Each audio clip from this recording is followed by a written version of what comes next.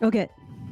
Hello, everybody, and welcome to Honey Badger Radio. Yes, I started without telling you. I was just getting started. Okay, We're a little all late.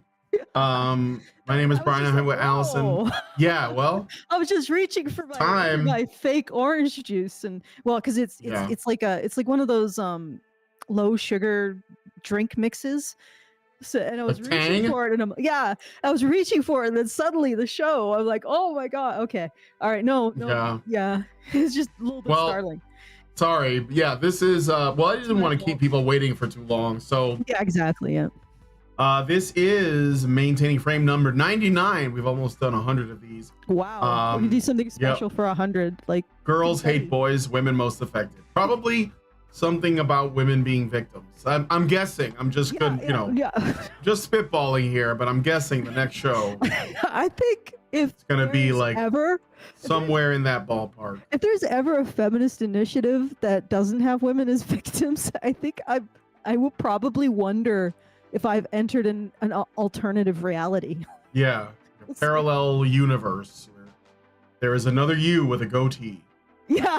evil Spock. an evil. Well, I mean, it's not really an evil, just a goateed, like, Yeah.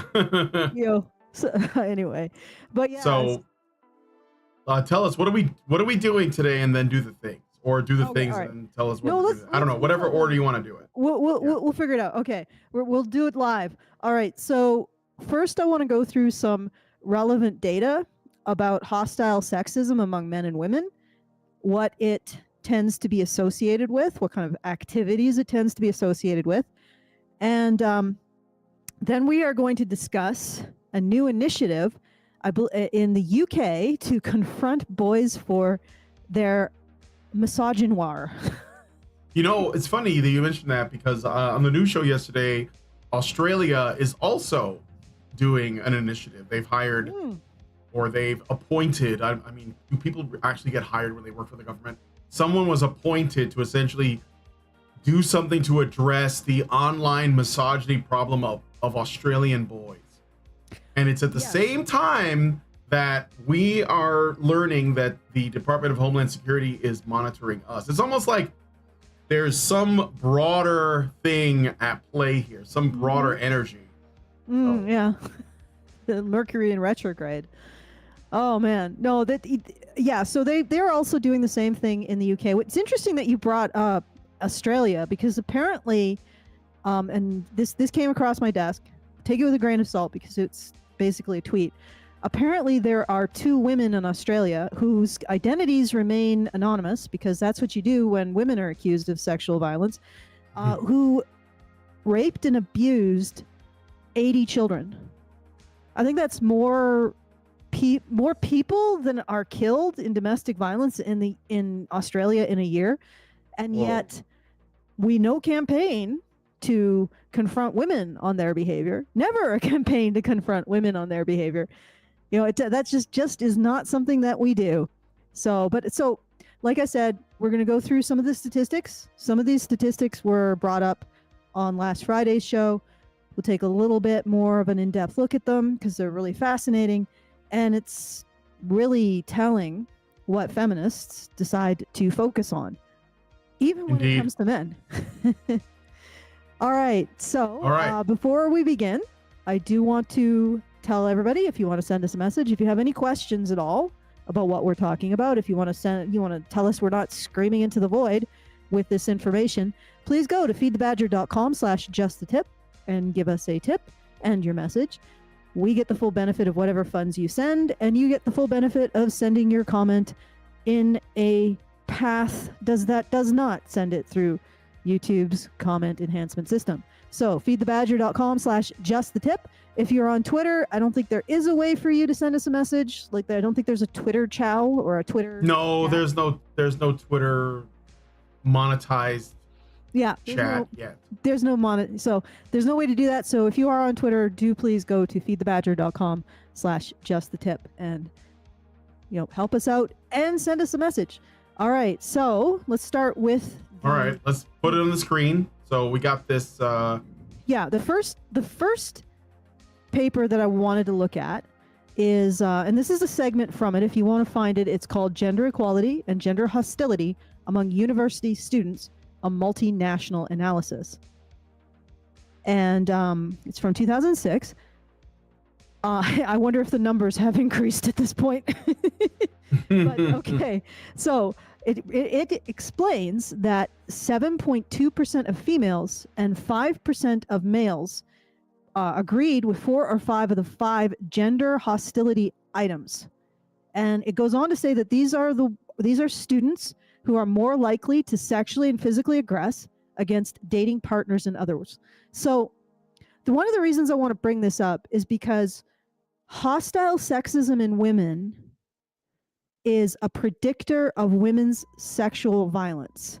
So this isn't cute. It isn't retributive. Like, it isn't a situation where, oh, they get to do it because, I don't know, in the distant past, 100 years ago, men tweaked their little toe or whatever the hell. You know, this is something that has real world consequences to the men who engage with these women in real life. So I want people to start recognizing that hostile sexism towards men is harmful, right? And it causes harm and it justifies harm. In particular, harm in a sexually violent context. So we need to start recognizing that these, for example, the feminists who come on Twitter and start having these really hostile attitudes towards men are encouraging a culture that accepts and enables sexual abuse against men. Okay? So I'm not saying all women do this. And in fact, as we can see, you know, it's a minority of women who engage in this kind of behavior. I think for the most part, even the women who sort of passively agree with feminism probably don't agree with the extremely hostile components of feminism. And there are also women who are not feminists who have hostile attitudes towards men. So it's feminism seems to encourage this hostility. It seems to justify it. More than encouraging, it seems to justify it.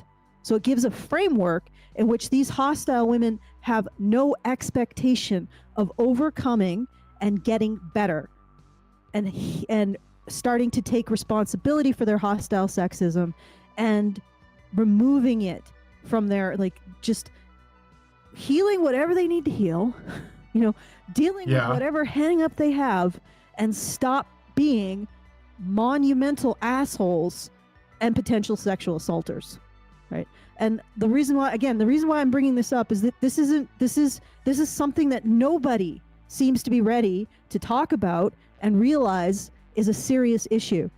Women's hostile sexism has got to go. Okay? Yeah. There is absolutely no reason not to target it, not to recognize it, and not to get these women, tell these women, this is not appropriate behavior. This is not something that is cute, acceptable. But here's the problem. They have an entire ideological framework that justifies their hostile sexism through some of the thinnest and most illogical and irrational excuse making. Right? I was discussing this with someone on Twitter, and she justified her current abuse of men and boys by saying 100 years ago that the people that she was abusing right now were engaging in sexism 100 years ago. It's like, what? Are they Dracula? Have they been living for hundreds of years? No. They are not responsible for the behavior of men 100 years ago. And if you are going to make them responsible for the behavior of men 100 years ago, then we have to have an honest look at the situation of men versus the situation of women. You know, 100 years ago or 110 years ago, men were dying in a war. Yep. That in many cases women shamed them into. In particular, feminist women. Right? The White Feather Brigade, White Feather campaign was definitely a feminist perpetuated, if not initiated, campaign of shaming men to go to war. So it's like, you got to look at that. Certainly, I mean, if you just want to say, well, the past is the past, doesn't bear on the future, that's fine, or the current, that's fine. It's a perfectly acceptable position to take. But here's the position that I've seen feminists take when I call them out on their hostile sexism. Okay, in the past, men allegedly engaged in these behaviors that were oppressive towards women. And then I point out, well, what about all the sacrifices men had to make? And then they say, well, why are you bringing up the past? Like, because you're using it to justify harming men today.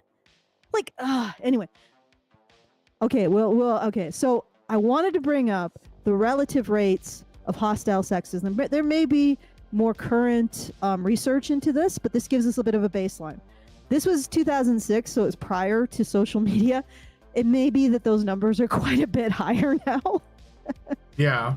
I can imagine. You want me to open up this this graph, this chart? Or No, is it's it okay. like I want to summarize this. So essentially there are a bunch of other researchers who have been looking at a potential shift in millennial women's sexual behavior. In other words, millennial women are becoming more sexually abusive. That's the millennial shift. Now, they don't know if this is a genuine shift in behavior or a result of better reporting and a better awareness of women's sexual violence being a problem. Whew. Sorry, this particular subject, I have to remember to breathe. Yeah. This is my what is the right word for it? This is the subject that really, really bugs me.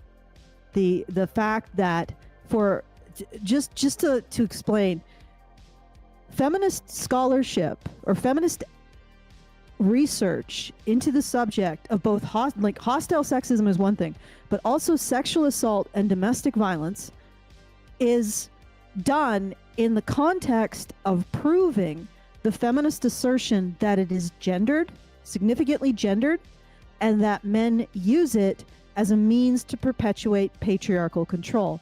So they research this in order to prove their assertions about society.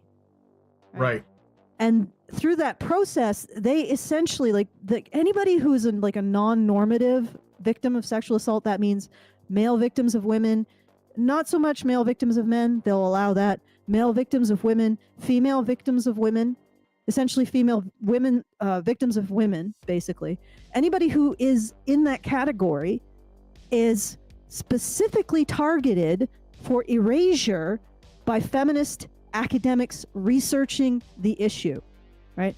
And what they've been doing is they have been changing the survey instruments to try to minimize capture of female or male victims of women, or victims of women.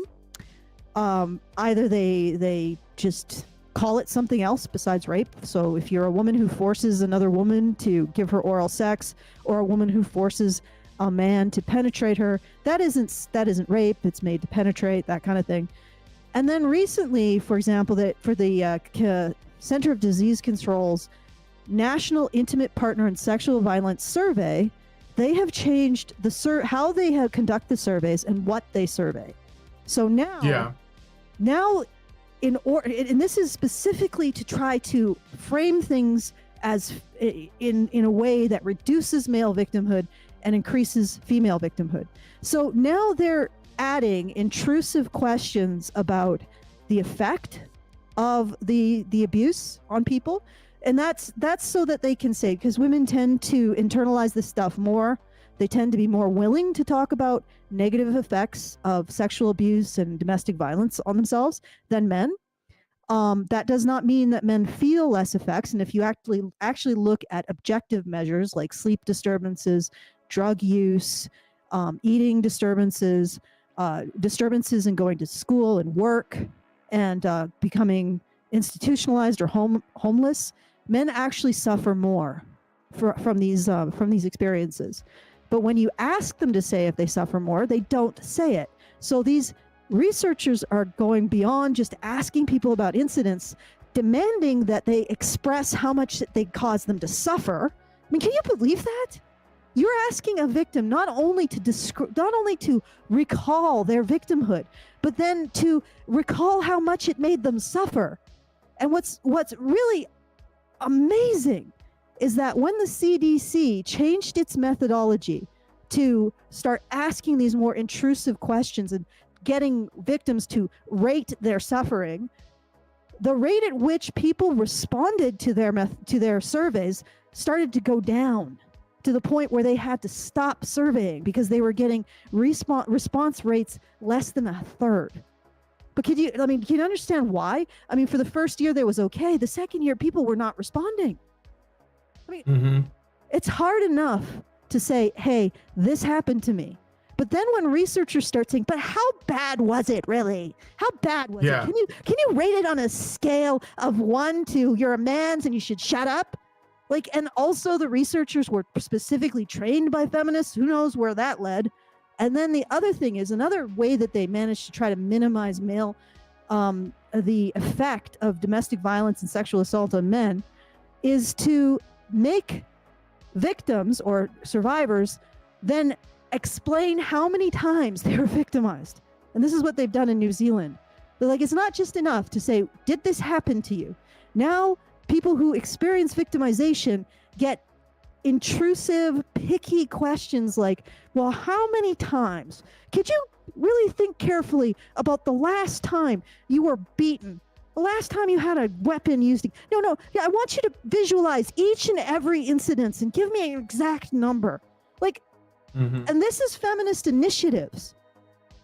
They have absolutely no respect for the people they're interviewing. And they're doing this because they're trying to cut things up finer and finer and finer to reduce the rate that men appear to be victims relative to women. So they're engaging in this intrusive questioning with a high probability of secondary victimization for the sole purpose of attempting to frame everything in such a way that men as victims are minimized, because men are less likely to say, if a man is raped 5 times in the last year, he may only say that it would happen once, because they're less likely to reveal every incident, right? This is something that is particular to men when they reveal traumatic incidents. They tend to minimize them. They tend to not remember the total number of incidents, if they remember them at all, especially when it comes to like long-term, lifetime stuff. But then also, to add to that, making male victims or tell you how badly this affected them in order to recognize it as a problem. Well, again, men don't necessarily articulate their trauma in the same way women do. That doesn't mean they're not experiencing it, because again, those physical measures are there. So, and all feminists do all of this in order to frame men as the lesser victims, because they know they're finding parity. They're finding parity in sexual assault numbers. They're finding parity in domestic violence. So they need to start making these intrusive, traumatizing additional questions to try to force the narrative in the way that they want. And they don't care. They do not give a crap that this is can you imagine somebody calls you up and starts talking about incidents of rape and sexual assault you've experienced, and then when you say, yeah, that happened, they start like drilling down into that and like, can you just give me an exact number? Can you rate from a scale of 1 to 10 how much it affected you emotionally? Like, can you imagine that? And yet this is what they're doing. It's completely unethical. And they're doing it specifically to reduce the rate at which it appears that men are victims, because they want to maintain this idea that men are using domestic violence and sexual assault in order to maintain patriarchal control over women. That is a pillar of feminist theory or allegation about society. Whew. Sorry. Again, I need to take a breath because this really angers me. This whole idea that certain non-normative victims of sexual assault and domestic violence are being made invisible because they don't fit an ideological lens, or they don't support a particular political attitude towards society is just... And here's the thing. When we look at the rates of hostile sexism and among university students and feminist interventions to deal with hostile sexism, feminists don't intervene with extreme hostile sexists, even though these are the ones who are engaging in sexual assault. and that's including men. So they ignore hostile sexism even in men to focus on milder forms of sexism in the general male population. So they you know, it's like that sign where, you know, you have the person who can veer off the highway. You know, you have a highway. So you have a highway sign that says reducing the rate at which women are sexually victimized. And then you have a detour, and feminists have taken the detour that is feminist control over the narrative and continuous justification for money. Yep. Like, they have literally decided not to embrace interventions that reduce the rate at which women become victims. Let's just pretend we don't care about men, because, you know, they don't. They are literally choosing more female victims. At the same time as everybody's saying, oh, feminists, they speak for women. No, they don't. They absolutely 100% don't. Well, I mean, if you have female victims, then you obviously have a need for more feminism. Yeah. Because now there's more. So, of course, like, it's a win-win for them. Yes. And, you know, for the longest time, I resisted this, because I remember when Aaron Pizzey brought this kind of thing up, that feminists took over these issues. They took them over in order to turn them into something that made money. And I thought, oh, that seems a little conspiratorial. No. Nope. And again, this is the proof, right? In gender equity and gender hostility. I know it's a little bit coded in the final paragraph, but they are literally saying that feminists choose to focus on the least useful interventions in actually reducing rape in order to focus on something that gives them more control over the culture and the narrative of college campuses and more justification for spending money. Because, I mean, you know, if you actually target the people who are likely to sexually assault, you might actually reduce it, which means you might, you know, get less money the next time. And if you, you know, if you reduce the rate at which people are being sexually assaulted on college campuses, how can you justify getting more money? Yep. Oh. All right. Is there another thing we should be looking at? Or do you want to look at the other, or do you want to get into the articles, or what? Well, actually, I just want to point out that what's interesting to me is that we have a 2000 Women's Motives for Sexual Initiation and Aggression.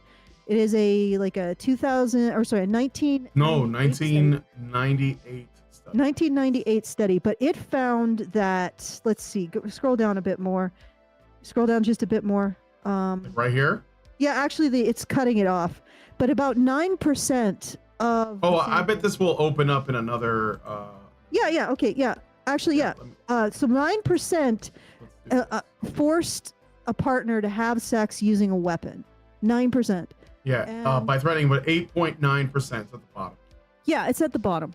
So they confess to using a weapon to force sex on a partner. Now, in a later survey from like 2020, the number is about 7%. But what interests me is that is approximately the percentage of women that was found to have hostile, sexist attitudes towards men. Now, I'm just putting it out there. I don't know if there is a connection between hostile sexism and sexual assault among women. I don't know if all the women who are engaging in hostile sexism towards men have skeletons in their closet, but that does seem like quite the coincidence. Yeah, the number of hostile female sexists almost equals the number of women using weapons to force sex. Weird coincidence. All right, so knowing that hostile sexism in women is an indicator of sexual assault, and we should probably care about that, because, you know, I guess I can't say that we should probably care about that, because people don't. But I think we should care about that. That hostile female women who are hostilely sexist engage in violence and sexual assault against men, and that we should care about that, and that is important. Understanding the prevalence of hostile sexism in women against men, let's look at this UK initiative to target misogyny in boys. This one? Yeah, that one. All right. So this is from internetmatters.org. What is misogyny? You know what? I've never heard of this term. I am not familiar with misogyny. But before we get into that, I think I got a couple super chows I should probably take care of. So sorry about that, Allison. But Richard Bier is sending us super chows. So I got one from him for $5. And he says, 2 strong and independent women in Australia were victimized by 80 perpetrators. Their identities are kept anonymous by virtue of the fact that they are the victims of this story. The solution is more seminars to teach boys and adolescents, males, how to properly apply nail varnish to combat their toxic masculinity. And then he sent another super chow and said, for $5, and says, I wonder if these surveys were conducted the same way that Indian telemarketing call centers operate. The person who calls you to determine if you qualify then transfers to the senior supervisor who asks the exact same questions all over again, transfer you to the verification officer who does the exact same series of questions to inform you that the person who actually is behind the product or service will call you back in 2 or 3 business days. All right. Well, thank you for all of that, Richard. Okay. Sorry, Allison. I just wanted to get those because they sent them through. I want to read them before they disappear. So, all right. Allison, you're muted for some reason. Where are you muted? Yeah, I'm muted because I don't want to Okay.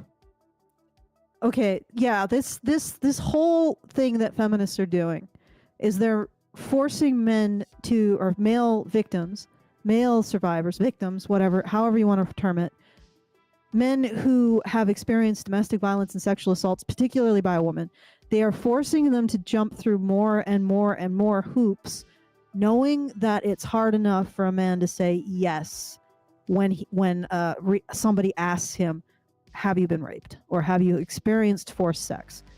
So they know that they're creating this obstacle course of attrition in order to reduce the rate or to reduce the perception of male victimhood.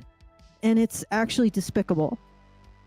And I'm currently in an argument with someone who's insisting, I'm refusing to see that feminists are doing this. The feminist analysis of these issues is that they are gendered and that men use sexual assault and domestic violence as a means to enact patriarchal control against women. That is the feminist analysis of these issues. I mean, there may be subparts, but they all go back to that. Domestic violence and sexual assault is gendered. Men use it against women. They all come back to that. All right. Yep. Okay, let's see what they have to say about misogyny. What they really care about. This is one of those initiatives that I mentioned before. Yeah. Instead of targeting hostile sexism, they target the sexism that isn't consistent with really anything. It doesn't really predict much of anything. They target cat turd saying repeal the 19th on. Yes.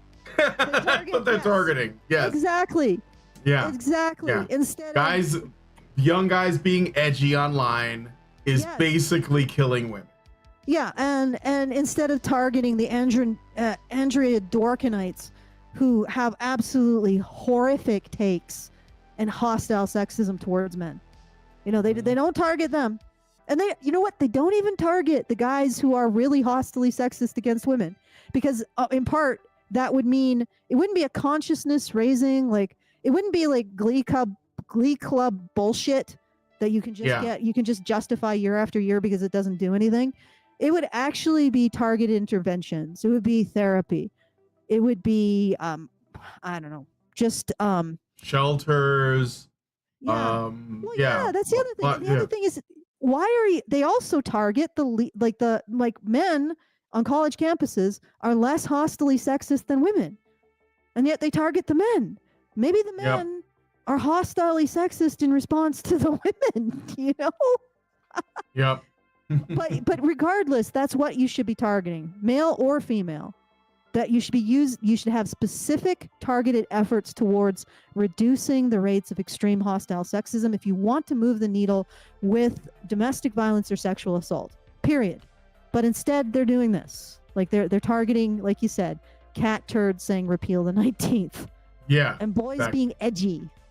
All right, Yeah. let's find out.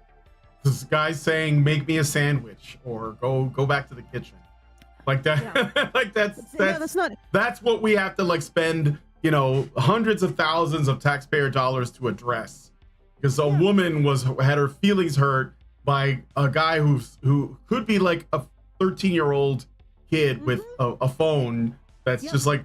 I remember a while ago there was this one feminist, man, it was years ago, but she was. I think it was Jess Phillips, who was, we're talking about essentially a member of parliament. Yeah, Jess Phillips and Sargon.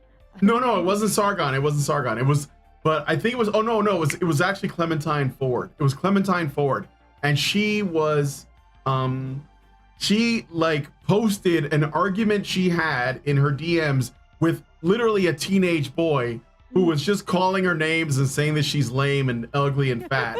And that was like her call to action. Look at this teenage boy essentially behaving like a kid in a Call of Duty lobby at me. And we read it. I remember we read through the things because the boy was like, he was so hilarious. And it was so funny that she was so upset. But anyway, yeah, I mean, basically, if you trivialize feminists, like their, you know, their I don't know, work beliefs. Or whatever, their beliefs, if you make fun of them, then they will turn it into like a massive deal, a campaign. Yeah, and they'll raise like shit tons of money, you know. Yeah, and they'll do all of that while ignoring the extreme hostile sex. Like, I know they're going to ignore extreme hostile sexism in women, but they're going to ignore extreme hostile sexism in men. And again, it's because it doesn't give them the ability to control the overall narrative. It calls for specific interventions for both men and women. It probably calls for like some kind of therapeutic intervention to get over whatever abuse that they themselves have suffered, right? So that's not something that really feminism is about. Feminism is about being able to control speech, being able to control being able to control behavior, like what most people would consider innocuous behavior, and being able to shame people. That's what they're about. And literally, once again, that image of the highway, and you can see the sign that says the exit ramp. Reducing the rate on the highway. It says reducing the rate at which women get raped. Yeah. by targeting hostile sexism. And you could also be reducing the rate at which men get raped by targeting hostile sexism in women. But feminists are going on the off ramp towards power drifting into the off ramp. Yep. Towards cat turd says something edgy on the internet. Yep. Exactly. Right. That's got to be addressed. Things on internet. Okay. All right. So, what is misogyny? Prevent and tackle hate online against girls. Misogyny is a form of online hate that. Wait, I thought So does that mean that if you're not online, you can't be misogynist? Logic. Okay. All right. Misogyny is, now I know what to do when I really want to like just say what I think about women. I'm just gonna log out and I'm gonna go out onto the street. So anyway, misogyny is a form of online hate that targets women and girls. It's promoted in different communities online where influencers promote a narrative that women should be treated as less than men. Explore where misogyny is introduced to young people online and the effective actions you can take to challenge these ideas with this guide. So there's a guide. Okay, Tips. so misogyny is a form of online hate. So is there any other, or is it? You want to? There's a button here that says tips to talk about misogyny. Then there's see research, and there's a video. You want to look at this video?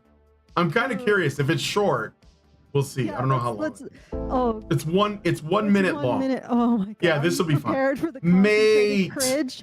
Yeah, this is gonna be. I'm bracing my spine. Okay, be careful. Watch out, guys.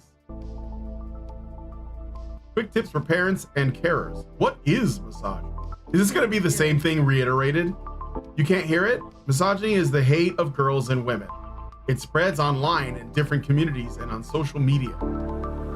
But there are things you can do to tackle this online hate. There's just music. It's okay.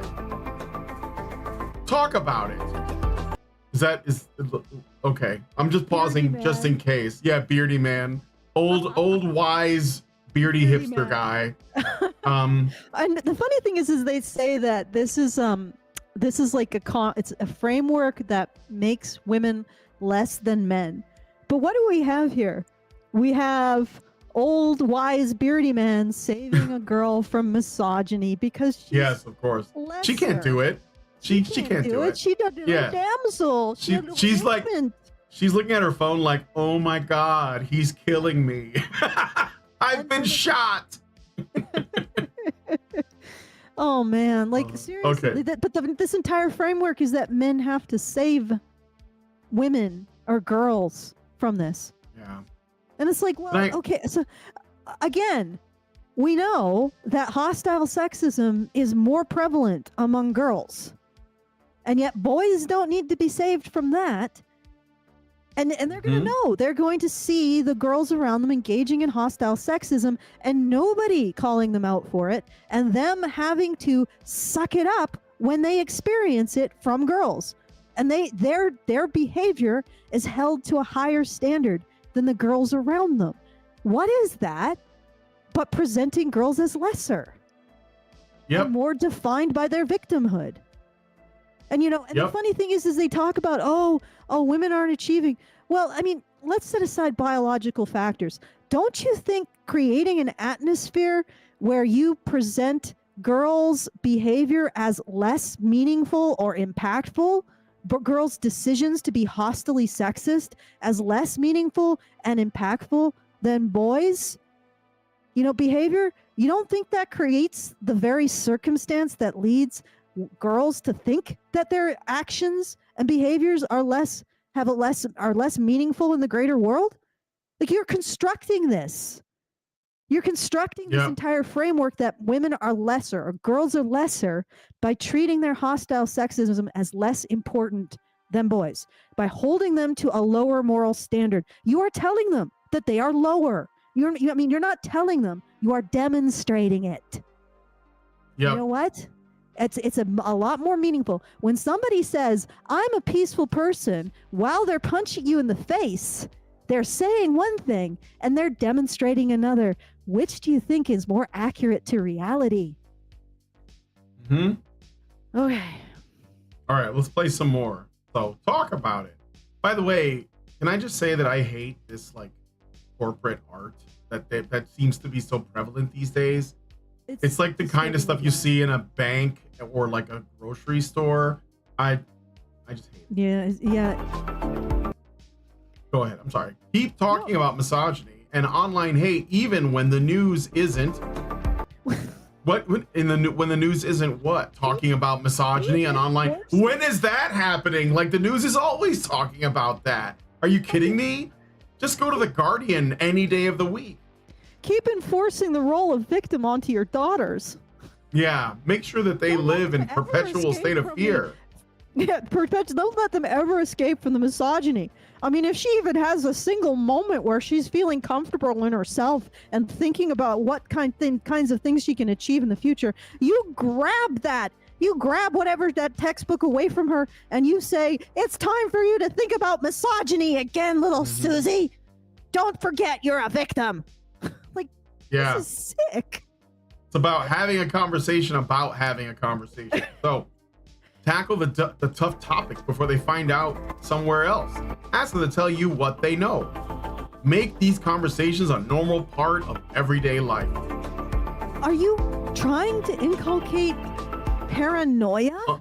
Yeah, no. Understand the pressure. Is this a boy like resisting the urge to tell a woman to make him a sandwich or sew him some new socks or something? Like, knit me some socks. Pressures from social media, friends, and society could impact their thoughts and actions. Discuss how their friends might impact their actions. Boy, that's really going really quick from the boys' end. Yeah, I know. Work together to set boundaries. Show them how and when to seek support. Okay. Challenge the narrative. Again. Girls, or at least college-age women, demonstrate more hostile sexism than men. Okay? We're just pretending that doesn't happen? Like, don't you think that that might Yes, create they are. hostile sexism in boys? The fact that you are holding them to a higher standard and expecting them to swallow the same behavior from women or women and girls directed at them, you don't think that creates resentment? Like, why are you doing this? Yeah, they don't want to solve I know why you're problems. doing this. You want to inculcate boys with this role of victimizer, and you want to inculcate girls with this role of victim. And recently, there was someone on Twitter. I know Twitter is like my brain space. That probably says something very bad about me. But they pointed out that you can't say that a woman is a woman because she has a vagina. She can't say that a woman is a woman because she has a uterus or breasts. You can't say a woman is a woman because she has XY chromosomes, or XX chromosomes. You can't say a woman is a woman because she wears dresses or makeup. You can't say a woman is a woman because she's feminine. The only thing you can say makes a woman is being oppressed. That is the By one men. feature. Yeah, by men. That is the one feature that women have. It's the one thing that's left to them is to be to just be something that men write their actions on. Mm-hmm. That's it. That's horrifying. It's so horrifying. You almost can't wrap your mind around it. Yep. Like, and then the people who do this, the people who essentially promote this in children, they think they're doing the right thing. Little Susie, don't you know that nothing defines you as a woman except your victimhood? Yeah. Of course. And your response to your victimhood is to become the worst stereotypical version of masculinity that we can vomit up. You know, your response to being a victim because you're a woman is to turn into Gilgamesh before Enkidu. Okay. Yeah. All right, let's play the rest of this. Yeah. Challenge the narrative. People who promote misogyny prepare their followers for rejection. Challenge this. Instead of telling a child these ideas are wrong, ask them to talk about their beliefs. Ask critical thinking questions in a calm and positive way. Oh, I see what they're saying. We promote the fact that, well, yeah, okay. All right. I think that they're basically targeting people like us. Okay. This is what, if you are a young man listening to this, just ask them why they aren't addressing hostile sexism in girls. Why are you being held to a higher moral standard? And then why are they saying, pointing fingers at everyone else about treating women as lesser when they're holding women to a lower moral standard? Like, what is that but treating women as lesser? Because this is exactly what they're doing. It is, yes. They're holding women to a lower moral standard. They're ignoring women's behavior towards men and boys to focus on men and boys' behavior without considering the impact of women and girls' behavior. And that is actually the behavior of people with an unexamined expectation that women's actions don't matter. Like this is saturated in the idea that women are defined by being victims and that their actions don't matter. If you don't recognize that women's actions matter when they are directed against men and boys, you don't recognize that women's actions matter at all. Because who are the people who are not women? They are men and boys. So where is the worth of women's actions supposed to come from except from the people who are not women?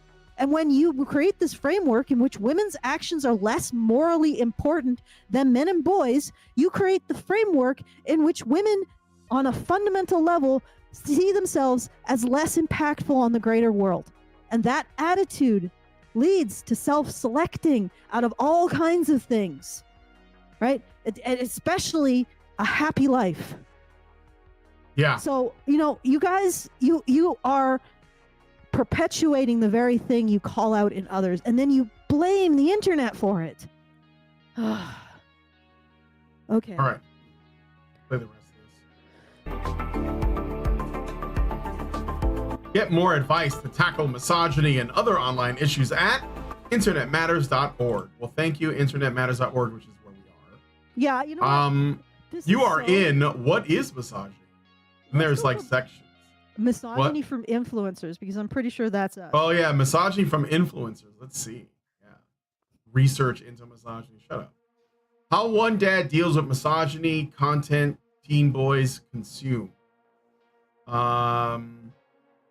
James Coomber, unfortunate name, of Wiltshire, lives with his wife and their 2 teenage sons. He worries about the misogynistic content teen boys. Just a stupid case study that they invented. Oh, is this not a real person? No, I guarantee it isn't. See how James deals with misogyny that comes from popular online influencers and celebrities. Should I scroll down? Yeah, sure. Where does misogyny content come from? Essentially, James and his construct a case study with a person so you can relate to it more, but I guarantee this is just invented folklore. Oh my God, I already know where this is going. You'll see I already know where there is a complete lack of any kind of concrete details. Well, let's find. Okay. All right, so James and his wife, this is like being told as a story because, you know, we're all 5 now when it comes to dealing with like actual adult shit. James and his wife are increasing. Sorry, this is directed at men and women dealing with children. So you're right. You're absolutely right. They're treating the parents of children like children. Sorry, continue. Yeah. So James and his wife are increasingly concerned about misogynistic content online, especially in recent years. Misogynoir. Much of this misogynistic content comes from well-known influencers and celebrities on social media where his teen boys see it, says James. Quote, I've come across various examples from Andrew Tate to Donald Trump, of course, and Jeremy Clarkson. I don't know who Jeremy Clarkson is, but I want to find out now because I probably should be following him. Let me just see. He says, when these stories hit the news, James talks to his sons and is careful to make sure that they feel able to share their own perspective.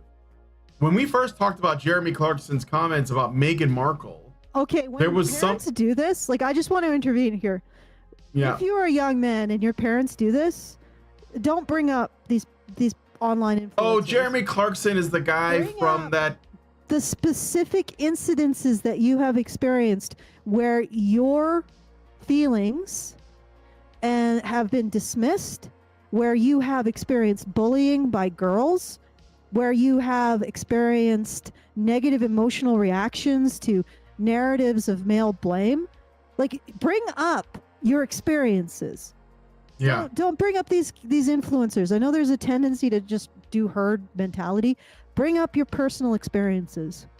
And you tell them, you keep asking, why aren't you dealing with this? Why aren't you dealing with my experiencing of bullying? Why aren't you dealing with my experience of ball tapping in school and not having the girls be actually punished for a violent sexual assault? Why aren't you dealing with my experience that I'm expected to take it when a girl wails on me? Why aren't you dealing with my experience that, you know, my feminist teacher marked me lower for better work than female students?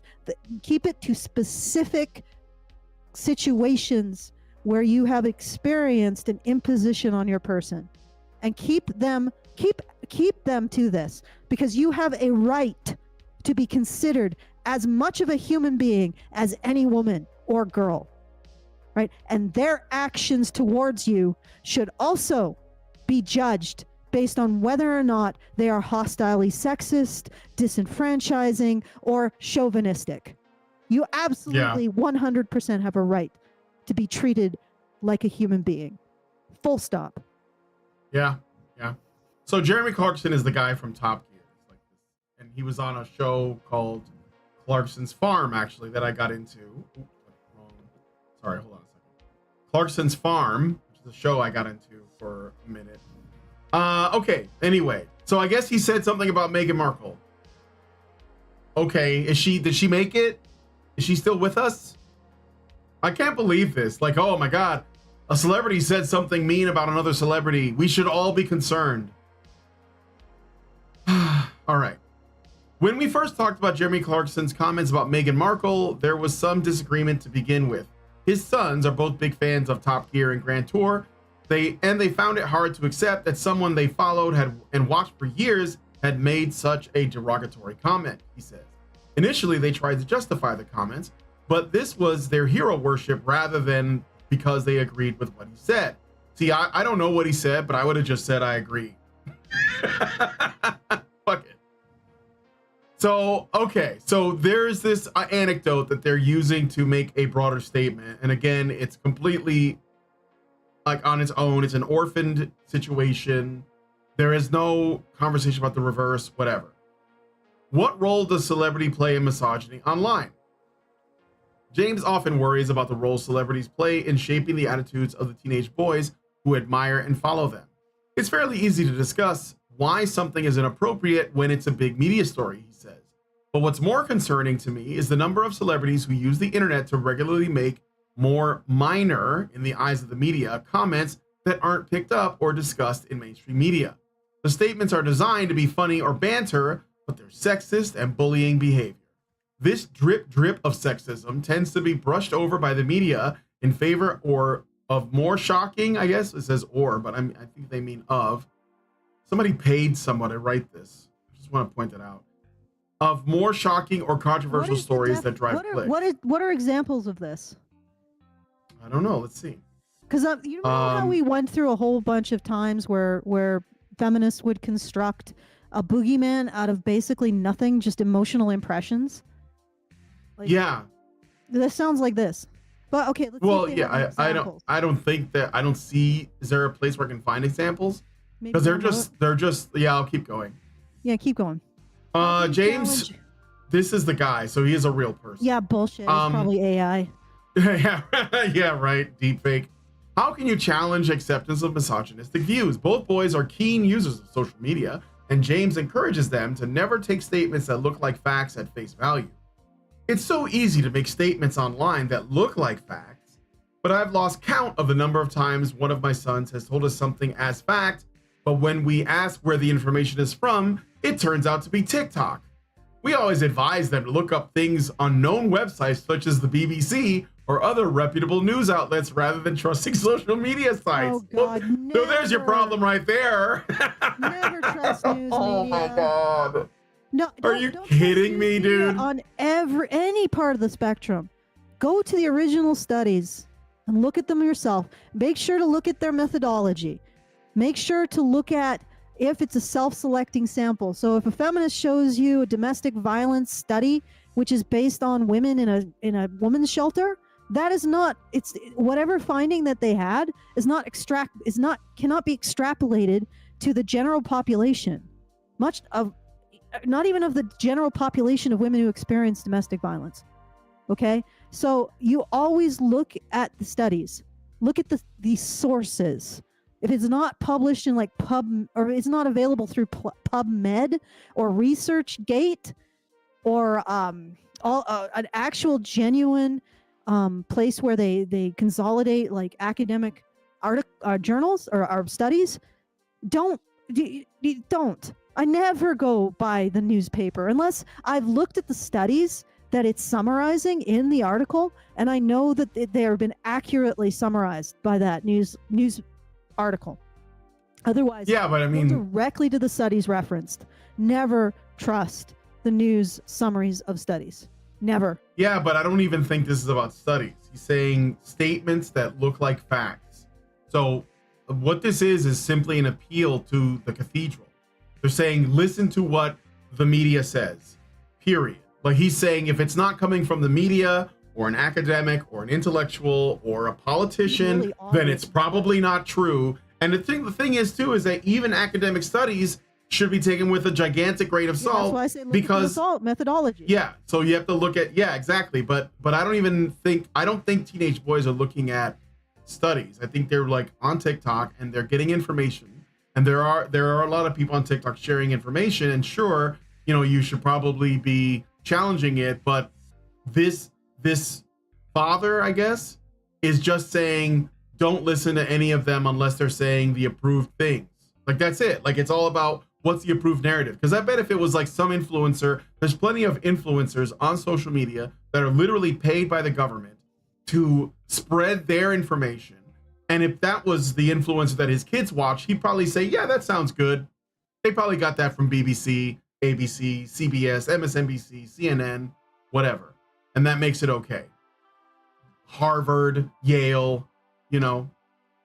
So anyway, I mean, like, trust the media is already a fail, in my opinion. Big L from whoever this guy is, this guy. All right, anyway, James says that the online environment can create a culture where teens see misogynistic behavior as acceptable. If it's okay for celebrities and politicians to make these comments unchallenged in the media, then surely they must be acceptable for teenagers to make. Remember, when he says celebrities and politicians, he means celebrities and politicians that he doesn't like, not because they might actually say something wrong, but because he doesn't like them. And he was told not to like them by the media, celebrities, and other politicians. I got a Super Chow from the One Good Man for $5. Thank you. And he says, for $5, feminists say all men are walking abortions and also shout their abortions. Therefore, feminists do not hate men. Checkmate. He's joking. Okay. So, as teenagers, the boys also worry about the growing negativity towards young men in the media and worry that online misogyny means men are tarred with the same brush unfairly. Well, no, they're like, yeah, we live in a misandrist, like straight up misandrist culture. And if your boys are noticing it, they're right to. So what are you gonna do? You're gonna fret about this. It sounds like what he's saying is that worrying about online misogyny means that their boys will be tarred with the same brush because there is a growing negativity towards young men.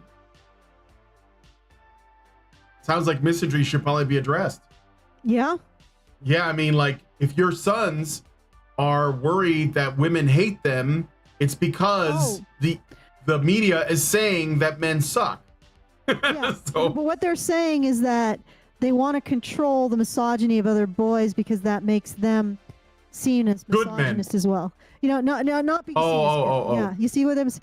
Yeah. All that matters. And again, once again, the stats show that female hostile sexism is a bigger problem than male hostile sexism, which is amazing when you think about it. We live in a patriarchy that judges women by how well they benefit men, and yet hostile sexism against men is a bigger problem.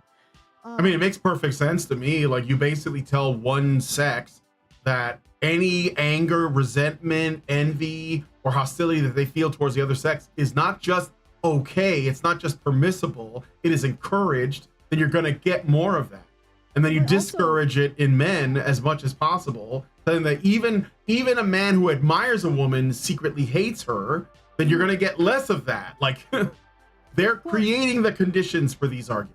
They don't even consider like hostile sexism in women to be acceptable, women and girls to be acceptable. They apparently think it's a justification. Yeah. Like it justifies itself. Yeah. Justification for seeing the world as hateful towards women and girls. So instead of saying, actually, I think you are sexist towards men because you think you are blaming them for the world and you think that they are against you, instead of saying that, we say, no, you're absolutely right, little Susie. The world is against you and men hate you. Why don't you lop off your breasts and become one so you can enjoy that sweet, sweet, sweet male privilege? I can't actually, I made that prediction like, I guess 6 years ago now, that this entire narrative around this entire feminist narrative would lead young women to identify as men, unwittingly believing that that will improve their lot in life. And that seems to have actually happened. You know, when I make these predictions, I just do it because I'm like, okay, well, this is a thing that's occurring. What are the likely outcomes of it when it meets? This is an input into the system. What are the likely output? What is the likely cause on that system? And then I just run my little equation on my little brain pan, and I come out with something like that. And when I come out with, I'm like, is that really something that's gonna? But I report on it. I'm like, yeah, I think this is something that could happen. But I'm in the back of my head, I'm like, really? Are women really going to identify as men because they actually buy into feminist rhetoric? Well, it's so the trans thing is blowing up, and more women are identifying as boys. Well, girls are identifying as boys. Yep. Among women, it's like 20%, which is crazy. But if you understand that it looks really appealing to be a man because of everything that women are told about men and the way that our society is structured, then it shouldn't be a wonder that they're all suddenly discovering, or at least really strongly desiring, to become men. Yes. Yeah, and I don't think it was blown up when I said this. Like when I first said this, I think people were like, "Nah, no," and yet then it blew up like crazy. Like the lid just blew off something in 1920. Something happened, and the lid came off the crazy. Yep. Okay, let's keep going. All right. So, what can parents do to challenge misogyny? In light of these challenges, James says he speaks regularly with his boys and offers this advice to other parents. If a comment is funny or provocative, invite teenagers to consider how they would feel if it was made towards a woman they know and like. Okay, and you never, like, listen, do any of these parents ever set their teenage girl aside and say, how would you like to be compared to a predatory animal? Right? That's not even funny or provocative. It's dehumanizing. How would you like to be compared to a predatory unfavorably towards a predatory animal? How would you like to be subject to a threat narrative in which you are seen solely as a rapist? You know, actually, I've found out that women don't like that. They don't? Really do not like. Yeah, I've been bringing up this whole hostile sexism and its correlation with sexual assault to women who are displaying hostile sexism in my tweeters, and they don't like that. They really do not like it implied that they engage in sexual assault. They just really hate that. They're like, that's very hurtful. It's a false accusation. I'm like, I'm not even implying that they are the ones doing it. I'm saying that your hostile attitude correlates with being a sexual assaulter, and they don't like that.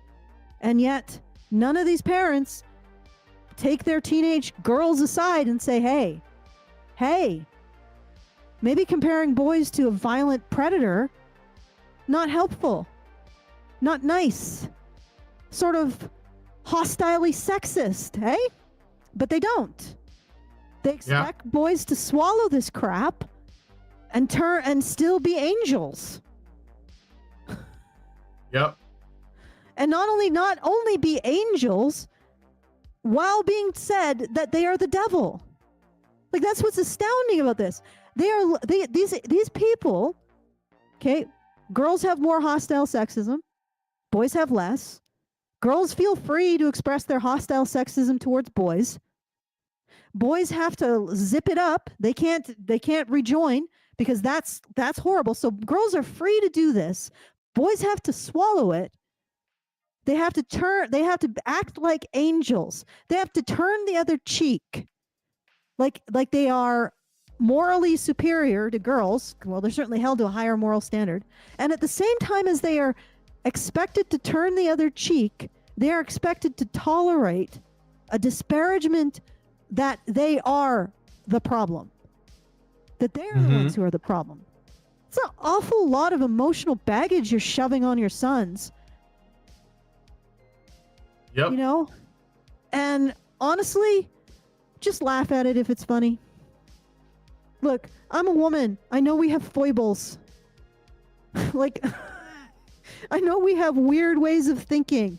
So do men. They have their own particular processes that can be considered amusing and irrational. So what? Have a laugh. Get over it. Move on. It's part of dealing with people who are different. Yeah. Okay. So, back to the sources. So, there is some interesting stuff here that could be fun. I don't know. Okay. If you want to do that. So we have, because like all this stuff is stuff that we've heard before, like, oh, how do you confront your kids, etc. So there's they have advice broken down into age groups. 6 years old, imagine cornering your 6-year-old so that he's not sexist towards girls. Okay, This is all, you know what this is? This is all struggle session stuff. Like, this is what you should do, right? How to abuse your son. Yeah, how to psychologically torture your son to essentially keep him in line for the cause, right? But there is this. So firstly, we have your support on site. What is the manosphere and why is it a concern? And then we have this breaking down gender stereotypes quiz, which is a quiz you can actually play. And I'm going to put it on screen here and show you. Breaking down gender stereotypes online. Take this short quiz with your child to help them recognize how gender stereotypes can impact them in online spaces and encourage them to respect and celebrate differences. And you can actually do 2 players if you want. And they have questions in different age groups. So I don't know. This is something that we could do if you wanted to. And then I'll share this one. This is the What is the Manosphere and Why is it a Concern by Jessica Aston, who looks totally chill. And I feel like I've seen this before. This image. I think this was used by, was it Mel? Or no, was it that this image? I know we've seen this before. It was either Mel magazine. Stock. It might be a stock image. Yeah, maybe. I don't know. So a man with barbed wire around him. What do you want to do? Okay, no, let's look at this. I don't know if I want to do all of them. Yeah, let's look at Jessica Aniston. Aston. All right, so what is the manosphere and why is it a concern by Jessica Aston? She's a PhD candidate, so not actually a doctor. She is in college for her PhD. An associate lecturer in the Department of Linguistics and English Language, which is totally about gender, at Lancaster University. Her PhD research investigates online misogyny and anti-feminism in the manosphere. Jessica is a member of the Man-Trap Research Project. Ooh, that's an interesting name for a research project. I will put that there and look into it later. Okay. The Man-Trap Research Project at Lancaster University explores misogyny and anti-feminist language found in male-dominated communities on various social media platforms. PhD candidate Jessica Aston describes the impact of these communities on young people and their internet safety, because we all know the internet is so dangerous. What is the manosphere?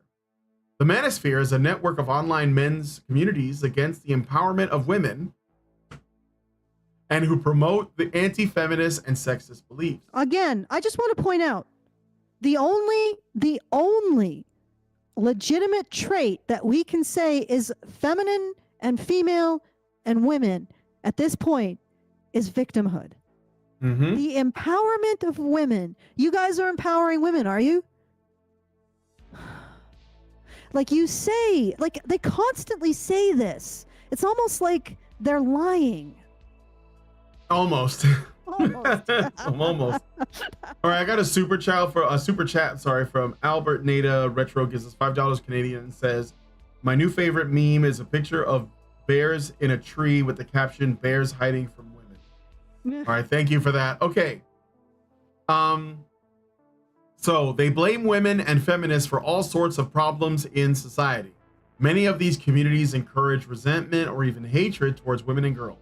There are 4 main groups. Okay. Men's rights activists. Women and feminists. No, I blame feminists. And in fact, I don't even blame feminists anymore because I think that feminists are simply a branch of the modern currency system. And I know that I cannot get into this because it's too complex for like a stream. But it's not even feminists. What feminists do, they're sort of like almost like a moral branch of fiat currency. What they do is they are specifically reducing women down to guilt dispensers for men. Guilt and shame dispensers for men. That's it. That's all women are supposed to be in their framework. Because it means that men have to earn a sense of personal value through something other than themselves. And that is a way of getting them addicted to an external source of recognition of value. And what is that but the fiat currency? So essentially, the more feminists colonize women's brains and turn them, they're like those parasites that make the snails go up and get eaten by birds. You know what I mean? They basically just colonize women's brains, flatten out every aspect of their personality, emotion, and soul, and turn them into a vending machine of guilt. And that's it. And it's a part of the organ of our society at this point. It's like almost a necessary function to keep the fiat currency from collapsing. And I know that's a little bit rarefied. It requires a lot of explanation, but it is. They strip men of an identity. Men have to search for another way of earning an identity. And a big part of that is money. Yep. Okay. All right.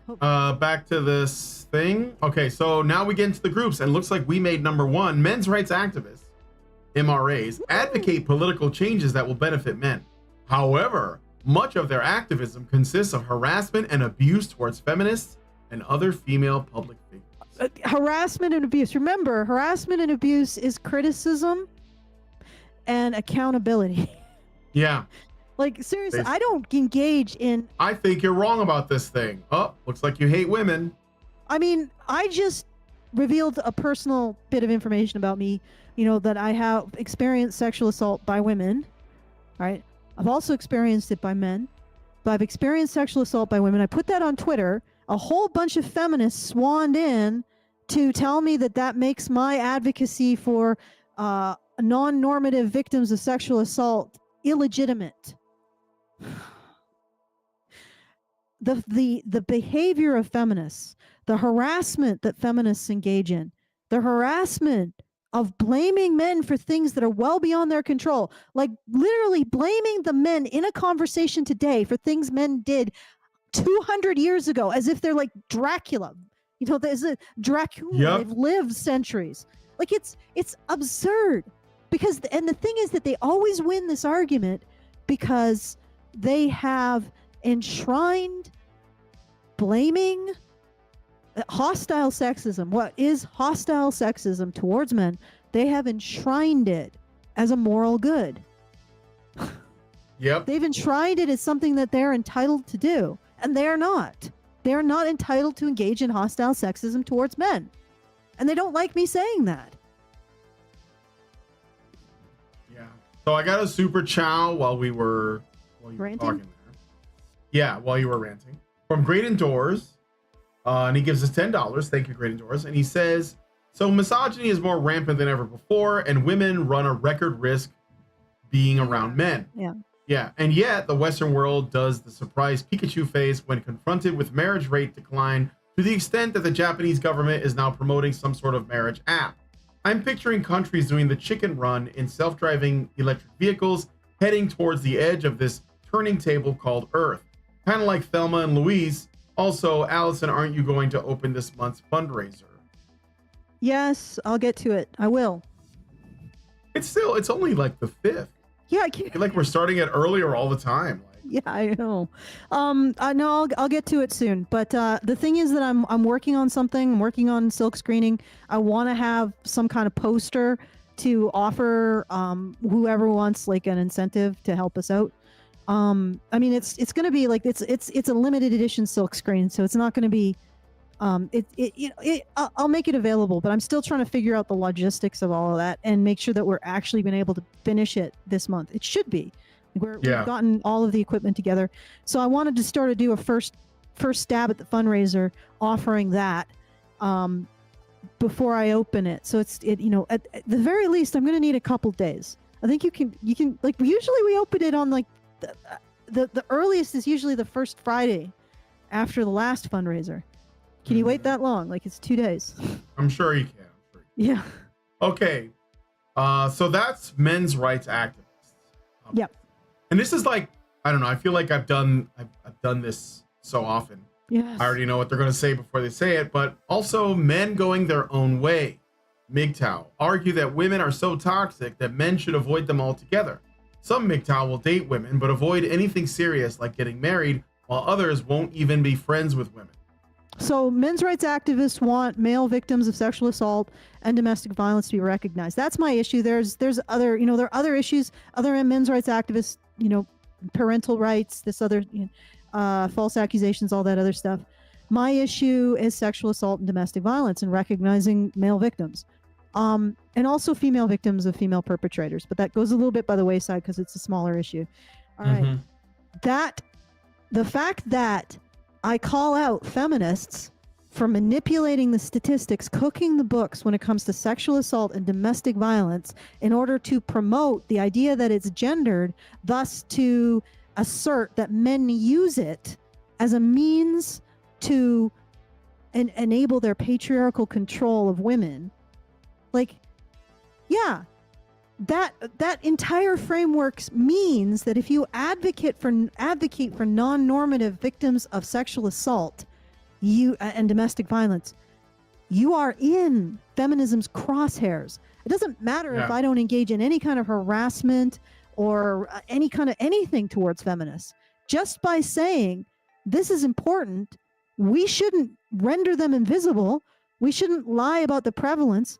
We shouldn't be abusing freaking survivors in order to create these hoops to force male survivors through a obstacle course of attrition to try to manipulate the statistics. We shouldn't be doing this.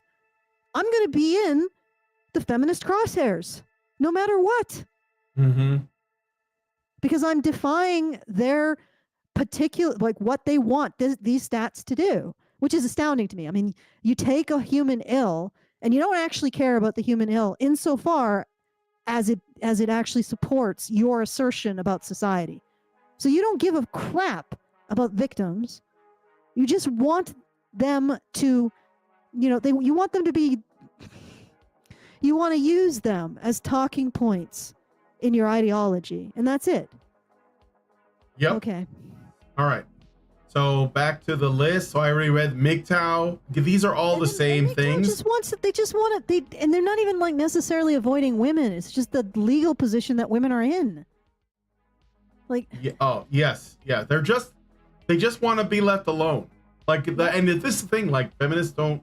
These people can't take it. I guess. Like it's such a. This is a non-starter of. But they still do it. Just like the PUAs, it's the same thing. So pickup artists teach men seduction strategies so that they can be more successful in attracting women. Many of these techniques involve mistreating women, such as insulting them or disregarding consent. You'll be okay. You'll live. And you know what? Most of the time, if it works for them, then like where's the victim? Who's the victim? Like if these men are successful in picking up women and dating them or whatever, and then those women are willingly consenting, because that's what PUAs are after, is consent, then there's no victim. So what's the problem?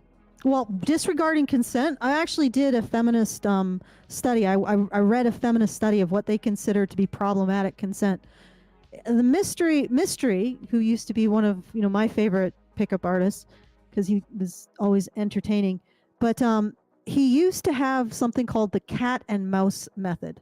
So if a man was engaging in foreplay with a woman and she gave any kind of what they call token resistance, which is not genuine resistance, he advocated for the man to completely de-escalate.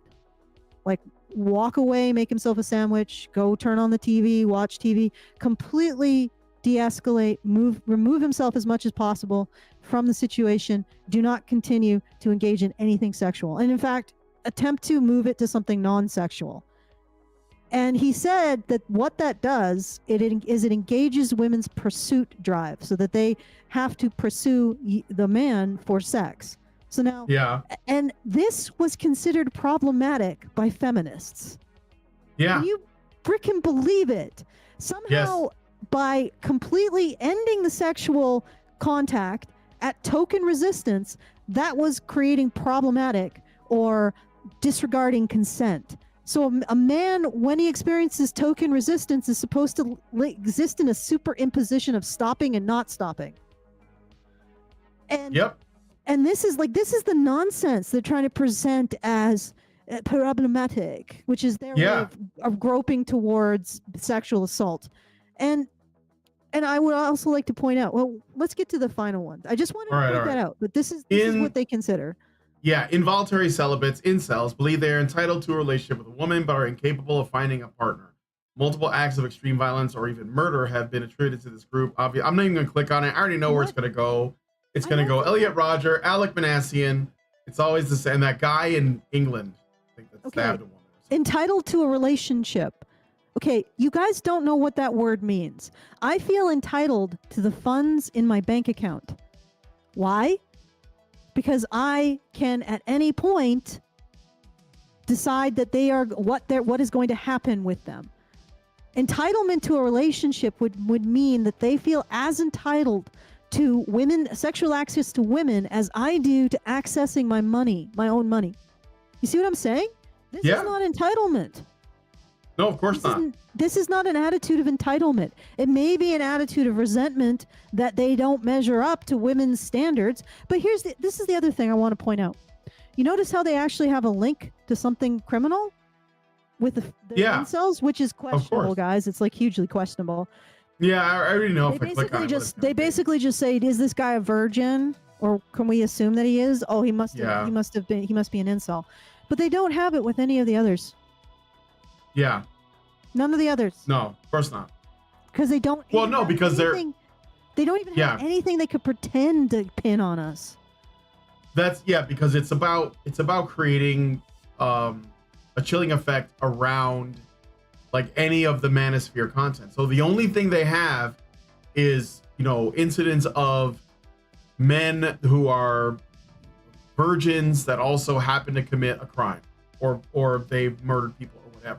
We don't even know if any of those things are connected. There could be any number of reasons why, but they don't care about that because that would require them to understand facts. So instead, they just say, these people have killed people. Well, no, within this group, incels, there is a tiny minority that have committed violent crime, right? And of course, the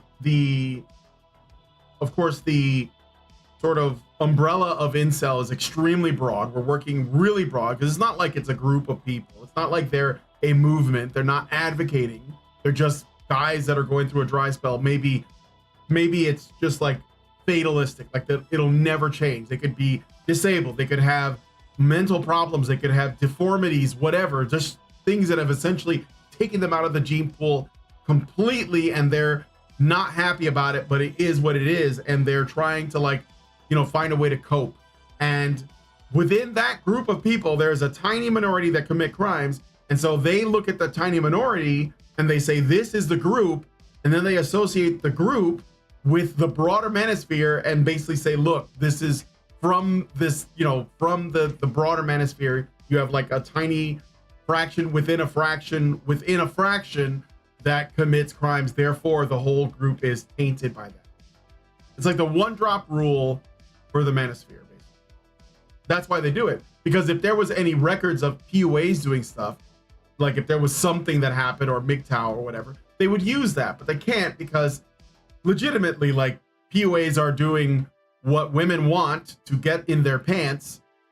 MGTOW are just avoiding women, so you can't criminalize that. You can't pathologize that. All you can do is complain about it, and MRAs are asking for really fair things. And in order for us to make any progress, we have to criticize feminism, because we're criticizing the system as it exists, and feminism is the system. So yeah, how do you when feminists are the predominant reason why non-normative victims of domestic violence and sexual assault, and I keep using that, male victims of domestic violence and sexual assault, but I also want to include female victims of women, are excluded from the stats, then how do you avoid criticizing them? Like, when feminists are the primary reason why all of this is distorted in order to serve an ideological purpose, how can you not criticize them? And it's like this entire framework assumes that criticizing feminists is like it's a moral evil, and it isn't. Feminists have institutional power. They determine which initiatives get funding. They also determine the general perception of sexual assault and domestic violence. They are embedded in the entire system, from stem to stern, from activist to frontline worker to academic to journalist. They're to funding directors and NGOs. They're everywhere, controlling the narrative on this. They are the institution, and they explicitly are marginalizing groups of victims because they are ideologically inconvenient. Look what happened to Justin Trottier's Canadian Center for Men and Family. A man who spent 10 years bringing services to men cannot get funding because of feminist bureaucrats in the Canadian government, right? Before him, Earl Silverman experienced exactly the same thing when he was trying to fund his men's shelter, right? How do you not criticize this? And furthermore, what the hell are feminists, which is supposedly a political ideology, doing anywhere near a social ill like sexual assault or domestic violence? Why haven't we spent a single frickin' cent on them trying to use these issues to prove their ideological flim-flam? Like, why are they allowed to be among vulnerable populations, using them to push a quasi-cult agenda? Like, and I mean that by, I'm sorry, but feminism's main assertions have not even begun to be presented as a scientific inquiry. Like, you ask over and over, and I've looked for this. Where have feminism's assertions been framed in a way that makes them falsifiable, that you can actually prove them true or false? All of this is just believed. It's just believed. And you build up a whole bunch of scholarship on a bunch of beliefs that have never been subject to any kind of intellectual rigor. And these people are allowed to manipulate, connive, and abuse survivors of sexual assault and domestic violence and use them to their own ends while deciding to completely avoid interventions that could actually make a difference in their lives. Yes, I'm going to criticize this. Yep. All right. So back to this. How are young people influenced? Well, a 2020 Hope Not Hate report, Hope Not Hate, demonstrated how the Manosphere influences young people's beliefs about feminism. Boys are repeating Manosphere talking points in school and even harassing female teachers very based. The report found that 50% of young men in age 16 to 24 believe feminism makes it more difficult for men to succeed. It fucking does. Owen Jones, yeah, he's a really great guy, great resource. Head of education and training at Hope Not Hate. Oh my God, that sounds absolutely monstrous. Says that gender equality is the most difficult subject to teach. Yeah, because it's a lie. Yeah, because you're not offering equality. Literally, there are more female hostile sexists and you're not addressing, how can you not see that what you're creating is not equality and all the boys are doing is saying, hey, this isn't equality? Why does she get to slap me? Why does she get to engage in this hostile sexism towards me and I'm the only one who has to be responsible for myself? That's not gender equality. Hell, it's not even empowerment for women. It's just pushing your rat fink ideology. No offense to rat fink. All right. Many students don't believe sexism is a problem, and when teaching the subject, there, quote, is an aggressive backlash from male students who not only deny the issues, but try to silence any notion of female empowerment or critique of male culture, end quote. Well, let's hope. I mean, that sounds amazing to me. This can make it difficult to have productive conversations about important issues like sexism or gender stereotypes in the classroom. Yeah, but you exclude the male perspective from everything. You get what you get because of the way that you've treated boys from birth. This is what you get. I mean, I don't believe equality is a real thing. All there is justice and fairness. But you have ignored the male perspective. And I know that people like Owen Jones and Hope Not Hate, absolutely no interest in addressing men's issues, in treating boys like human beings at all. It's all about making them subject themselves to the feminist narrative so that you can keep making money. It's got nothing to do with what equality. That's just pipe dream nonsense.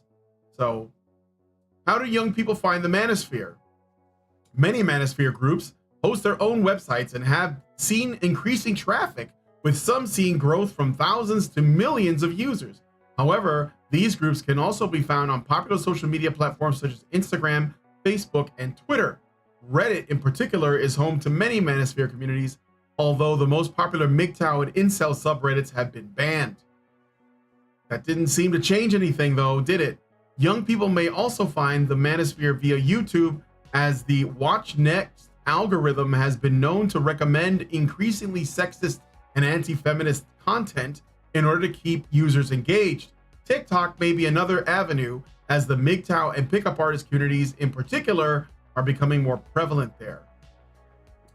Let me see what this is about quick. Oh, Mel Magazine? Oh, shut up. No. I'm not. That is a rat hole that we don't need to go down. Yeah, no, that's okay. That's okay.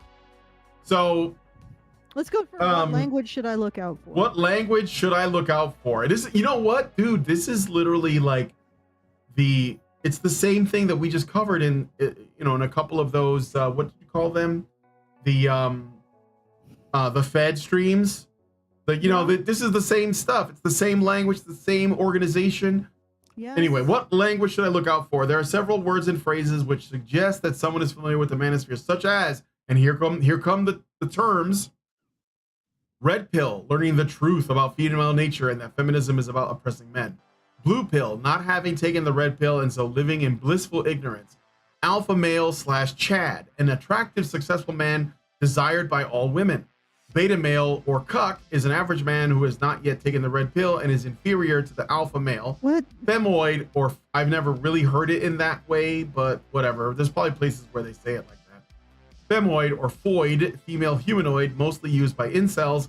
Gynocentrism, the theory that society revolves around and is dominated by women. Well, I gotta say, I'm glad that these terms are out there. Yeah, it's not dominated by women. It revolves around women's interests. And it does. Yeah, patently. Yeah. If women are not fed and protected, they cannot have children. Exactly. So they are usually in the position of being the most fed and protected. Prioritized. Basically. Prioritized, yes. That doesn't mean that the society is dominated by women. Often when you push women to the interior, men are in the exterior, which is the position of greatest responsibility.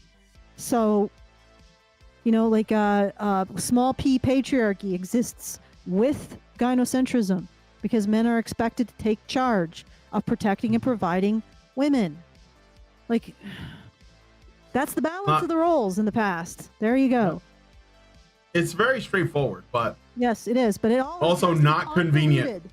Yeah, it's not convenient. Convoluted. It has to be made convoluted because of this unquestioned belief that women are victims. Mm-hmm. Literally, that guy on Twitter who pointed this out just really opened my eyes. We can't define women by any feature except that they're oppressed by men. That's it. That's what's left to women. So of course we can't look at society as a trade-off. We have to always see women as victims. Yep. All right, back to this. So it says, however, not everyone uses this sort of language referring to the terms. It is also important to look out for generalizing statements made about women and men, such as making claims about how all women act or talking about men and women as if they are two different species. You mean the way feminists talk about men? Not even feminists. Like women and other men talk about men in this way. Yeah. Right? Is man versus bear not a generalizing statement? Honestly. You constantly generalize about men. You're generalizing about men in this. Yep. How can we make young people less perceptible to these harms? A lot of perceptible is what it says. I mean, they mean susceptible, right? I think a lot of less perceptible, less able to see. I don't know. No, because the way this is structured is that the harms are seeking out the young people. They're using their harms. Oh yeah. The harms are looking for them. They're seeking them out. They're seeking. I don't get it. I don't get it either. All right. Let's just keep going. A lot of Manosphere. How much money you guys get and how close you are to the government. Maybe you could actually be more coherent in your use of English. Yeah. Okay. A lot of Manosphere beliefs follow mainstream thoughts about gender and sexuality, which may impact mental health. Many teenage boys feel ashamed about not having a girlfriend, but this does not necessarily mean they will identify as an incel. Wait. Therefore, what? They should have shame about not having a girlfriend. Okay, so how do you deal with their shame about not having a girlfriend? Or is that just it's okay? You tell them that they're entitled and that they don't have a right to their feelings. these boys are feeling ashamed. So do you care about that? Let's find out if they care about that. Let's read the next paragraph. All right. Therefore, it is important to have early conversations about healthy relationships and gender relations so that young people do not get sucked into the black and white and often defeatist thinking of the Manosphere. Tools like the Online Together project are designed to help start these conversations. Constructive support with difficult feelings around girls, sexuality, and masculinity is also, and it's blocked out by this stupid thing. I assume it's essential, Okay, reading how or much more is something. to this one? Like how much more? I think that's it. No, that's Okay, the so end. let's Yeah, go that's to the tackle. I'm actually really curious. You want to go to about how Online Together? I'm really curious about the struggle session with 6-year-olds personally, but Oh, really? Oh my God, I don't. I'm really freaking curious how that goes. All right. You want me to look at that? We go to the quiz or the how to talk? Oh, advice. You're like only a few years out of diapers, but it's time to talk about your hatred towards women. Yeah. No, I'm actually curious about that, and I'm also curious about this. Like, Which one do you want to look at? This is the 6-year-old struggle session stuff. There's a video. It's a video. Let's go. Supporting young children. You want to go to the preview? Yeah. All right. 'Cause So Online Together. It'd probably be better to be okay. So once again, we've established this is how they talk to a young man who is ashamed of the fact he doesn't have a girlfriend. So he's feeling shame, like he's feeling bad. He's probably feeling really negative about himself. He's probably feeling despondent. How do they talk to this young man? Okay, let's see. Let's find out. All right, start your skills journey by choosing the topic you'd like to explore. Tackling online hate. Sure. Breaking down gender stereotypes. Let's go with what tackling online hate, what you will learn. All right. Again, like framework. We can't get away from this framework. This is what how we talk to a young man who's feeling. You have to take the quiz. Oh, good Lord. Ugh. Okay. Do you not want to? Questions for 14 plus. Let's go for questions for 14 plus. Let's go advanced. Like number of players. Let's just do one. Okay. Okay, so apparently we're playing a game now. I couldn't just get a bullet point of how we have to pick an avatar. Can we be the flames? What do you want to be, Allison? The alien, the orange, toxically masculine, the lemon, the mushroom, the frog. We're going with the frog. We're going with the frog. Chatelet, Allison, Chatelet. All right, so we're going with the frog. Feels good, man. Question 1. What does it mean to have freedom of expression? What does it mean? You can freely express yourself online with no consequences. This is how we're supposed to talk to this young man who's feeling ashamed because he does not have a girlfriend. Yeah. You can freely express yourself online with no consequences. You cannot be prosecuted for criticizing your government. You can share controversial opinions publicly on social media. Gotta pick one. Oh, no, you cannot be prosecuted for criticizing your government. Yes, but you are in a government initiative. Can we criticize you? Like a lot of this feminism is government initiatives. Can we criticize you? What do you mean by consequences? I hate these questions already. Well, they basically mean that they want to censor online speech because they want to actually like use the government to make it illegal. Like, and even though the feminism is a huge part of the government now, apparently we can't criticize it. You cannot. Yeah. So number 2 is the correct answer. You cannot be prosecuted for criticizing your government unless feminist bureaucracy that controls funding and social services, which is uncriticizable. Shouldn't we just answer honestly and not try to get these right and see what our score is? Nothing. Okay. Again, this was supposed to be about helping a young man who feels ashamed about the fact he doesn't have a girlfriend. This does nothing except make people conform to a particular point of view. I'm looking for, I have a son. He feels like crap. How do I make him feel better? Oh, I guess we just don't care about that. Just make him conform. All right. Okay. You answer whichever. You can share controversies public. Let's do number. I'll go with it. You can share controversial opinions publicly on social media. That seems to be the most common sense one. So that is answered. It says check your answer. Let's see. So there is a right answer. Your result. No, I'm wrong. What you need to know. Controversial opinions on social media. No. Jeez, this really honestly, have you ever shared a controversial or hateful opinion on social media? This is literally like Maoist This is bullshit. pastel-colored fascists. Yes, it is. Yes, it is. This is scary shit. This is scary shit. So Okay, so this escalates rapidly. Can I read this? Yeah, Have go ahead. you ever seen a controversial or hateful opinion on social media? Or, okay, so now we're not just talking about a controversial opinion, a hateful one. Or in news stories talking about this happening, often people spreading hate claims online they have the right to free speech and think that means they can say what they like without consequence. However, freedom of expression or free speech simply means that if you say something against the UK government, of course you can't say. Actually, the UK government they don't have free speech in the UK. You can literally go to jail for like, you cannot be imprisoned. Whistling at a woman in fucking Nottingham. Yeah. To criticize their government without prosecution, except for the feminist parts of the government. Social media and gaming platforms all have their own terms of service and community guidelines, many of which, whatever. Okay, let's. I don't know if I like this quiz. Do we have to continue? Because it's all going to. No, we don't have. We don't have to. I just want to get an inkling of what it was. Fine. Let's go to the next. So what do you want me to do? You want me to take the next question? Yeah, take the next damn question. All right. Let me bring it up. If this thing loads, it's so fucking slow. What the fuck? Where's the next question, bro? We'll go back. So they want me to answer it correctly before I can move on. No, I am not doing that. Okay, goodbye. You guys are evil. This is evil. Yeah, and again, this was what they directed us to when we have, like a 14-year-old boy, Tom, who's now withdrawing from his family because he thinks he's worthless because he doesn't have a girlfriend, and he's withdrawing from school life.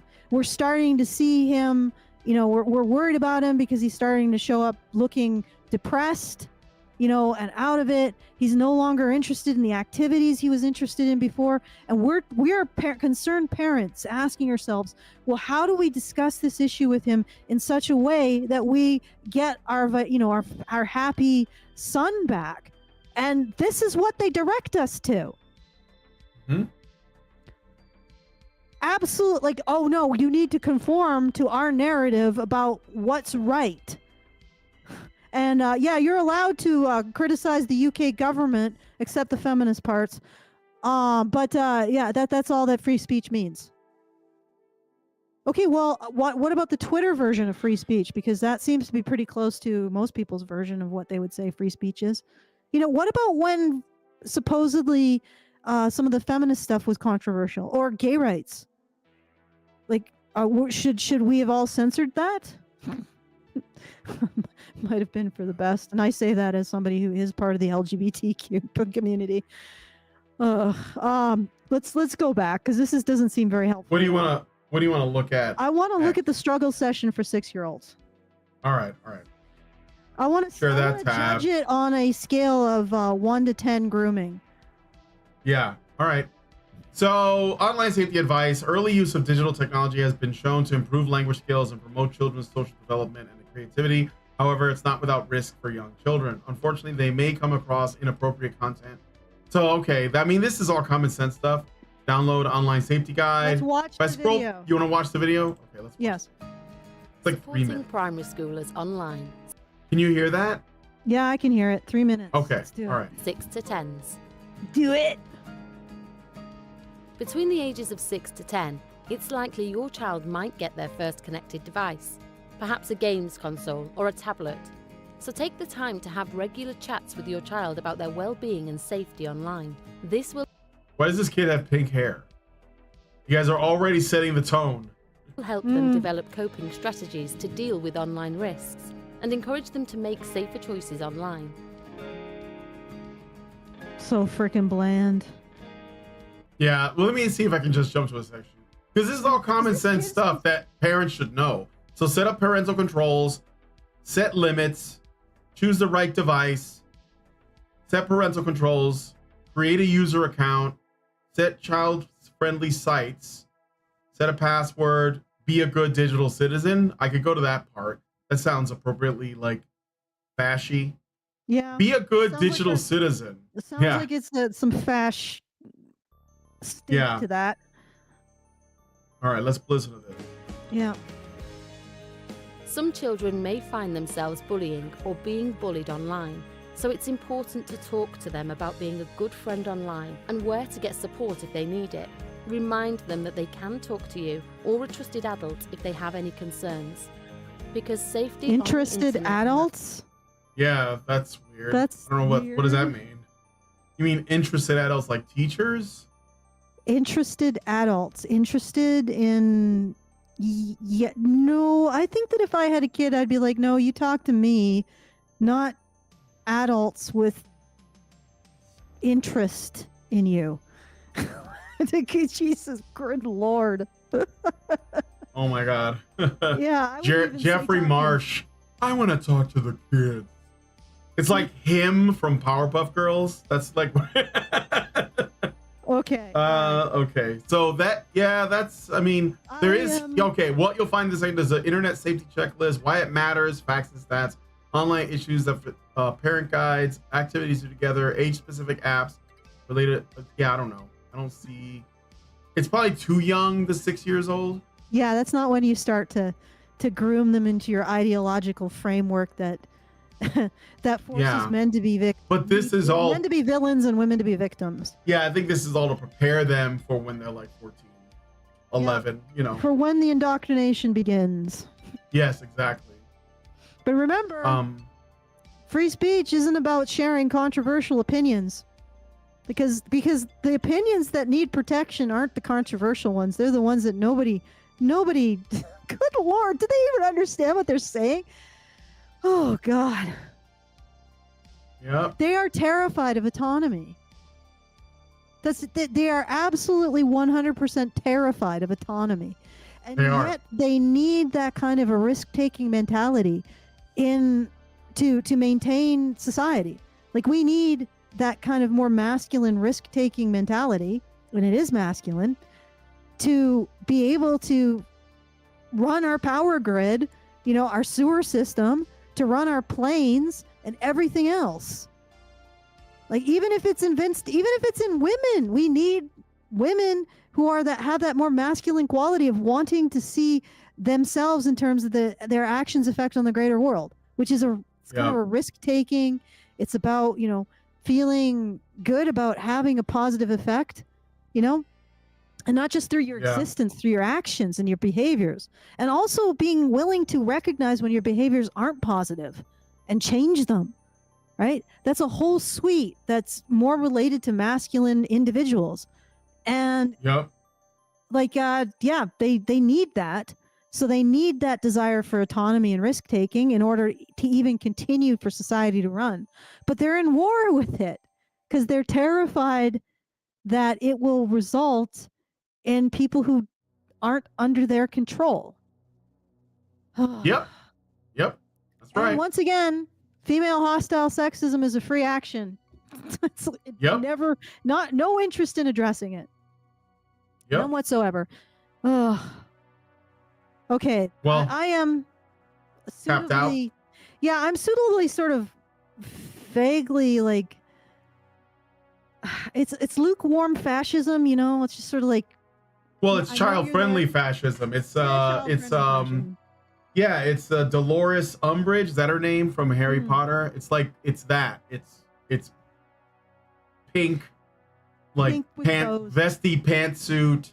Like womanly fascism, velvet glove fascism, and I think doily fascism. Doily fascism. And I think that with the 6-year-olds, most of the stuff I scroll through really quick. Most of it's common sense shit that like any parent should be doing with their kids. Mm-hmm. But I think that it's all about setting the precedent for the next step. So if they're already essentially considering, men who don't want to have anything to do with women dangerous to women somehow, then they're going to build up to that point. I don't know what they want for men, honestly, because they want to be with women, it's a problem. And if they don't want to be with women, it's a problem. So maybe they just should be like, slaving away and paying into the system with their jobs. Exactly. Yep. That's it. So yeah. Okay. Well, that's it. We're gonna wrap it up now. Yeah, exactly. Okay. So that's it. If you want to send us a message at any time after the show is over, you enjoy what we have been talking about, you have a question, you want to make a comment, you want to give us some kind of esoteric insight, or you just want to send us how you summon one of the elder gods, then you can do so at feedthebadger.com/justthetip. The best way to send us a bit of dosh, and the best way to avoid your comment going through the YouTube comment enhancement system. So feedthebadger.com/justthetip. All right, back to you. And I will get the fundraiser out soon. So just wait. Great doors. It's coming. All right. All right. I just got a Super Chow. Really appreciate it from, well, it doesn't say anything. It's from an anonymous person. Anonymous gave us $50 and didn't say anything at all. So the best kind of Super Chow you can get. Thank you. Come on. Like it's no, I thought it was, I mean, if you meant to send a message, just tag at Badger Live Streams in a comment. You'll have until I wrap up the show to get it in there. I know this person. You want to look? I'm just gonna... You know this person? Hey, did you have a message? All right. Ask them. Okay. Yeah. Meanwhile, all right. Let's if you guys like this video, please hit like, subscribe if you're not already subscribed, hit the bell for notifications, leave us a comment, let us know what you guys think about what we discussed on the show today. There should be a link to everything that we talked about in the description of this video. Thank you so much for coming on today's episode of Maintaining Frame. Did we hear back yet, Allison? Double check. No. Okay. Well, just we'll be sure to read it on the next show. Yeah, if he sends me something, I'll just pop it into the channel give you a note. Yeah. All right. Yep. Cool. All right. Thank you so much for coming on today's episode of Maintaining Frame, and we'll talk to you all in the next video. Give me a thank you for Feminists for getting your right to vote. Otherwise, stop voting and go make me a ham sandwich.